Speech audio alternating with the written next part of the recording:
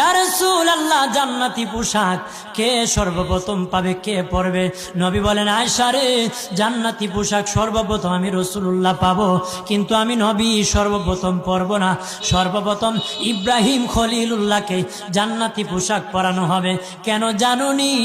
ইব্রাহিম নবীকে নমরুদের আগুনে যখন ফেলে দেওয়া হয়েছিল, দুনিয়ার সব ছেড়ে দিয়েছিল, বাড়ি ছেড়ে দিয়েছিল, সম্পদ ছেড়ে দিয়েছিল, মা বাবা ছেড়ে দিয়েছিল, এমনকি গায়ের জামা যখন খুলে নেয়, ইব্রাহিম কয়েক কাপড় ছেড়ে দিতে পারি, আমার আসমানের মালিককে ছেড়ে দিতে পারি না। ওই দিন আল্লাহ ইব্রাহিমের সাথে অঙ্গীকার করেছিল, ইব্রাহিম আজকে তোমাকে সকলের সামনে উলঙ্গ করে লজ্জায় ফেলে দিয়েছি ইব্রাহিম, তারপরে তুমি আমাকে ছাড়ো নাই, আমি কিয়ামতের দিন